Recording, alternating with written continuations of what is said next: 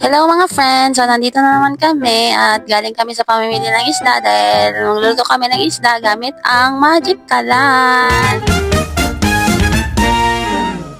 Yung binili naming isda, lulutuin namin siya gamit ang kalan na use oil lang. O, diba? Posible. Wow! So, let's go! So, sa mga puntong ito, friend, inaayos na ng aming technical support ang use oil kalan. Alam niyo ba, napakaganda at napakatipid nito kasi makakaluto ka na dito ng kung anong gusto mong lutuin kahit nilagang baka pa. Basta antabayanan nyo lang kasi baka sa cellphone nyo, hindi nyo mamalayan, natuyo na pala, mamamatay talaga yung apoy niya, friend. So, kung paano nyo bantayan yung mga asawa at jowa nyo, ganun din yung pagbantay nyo dito, okay? Para di kayo iwan, para di mamatay. Okay, so kung nagtataka kayo paano siya pahinaan at palakasan, ito yung magsisilbing hina at lakas niya, yung kanyang blower. And then, dito naman, dito nyo siya tubilan or lagyan ng oil or kayo na mamili kung anong magandang salita dyan. And tapos yan, diba, lumakas na yung apoy. Lagyan nyo lang ng lagyan ng maraming karton hanggang sa umapoy na talaga siya.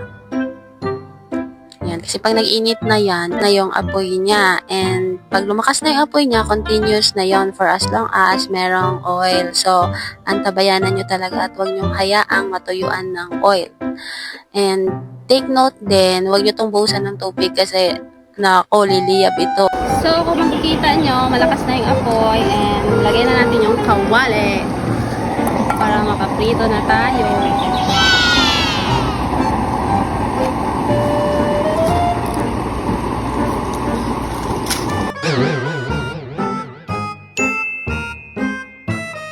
Pag nalagyan nyo na yung kawali, hintayin nyo na lang uminit. And syempre, pag mainit na, ibuhos nyo na yung mantika. Kagaya ng ginagawa ko.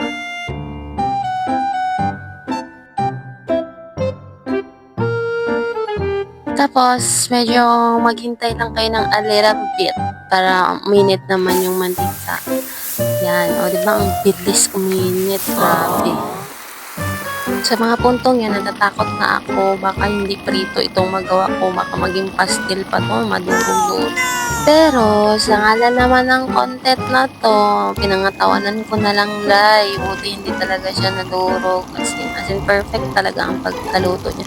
Siguro dahil kasi mainit din talaga yung kawali. Ay, yung mantika pala. Ay, silang dalawa mainit. Kasi alam niyo, sobrang lakas talaga nito ang Magic Kalan. Kaya bumili na rin kayo. Ano pang hinihintay nyo? So, ayan. Talagang kinakabahan ko dyan. And lapit na siyang maluto.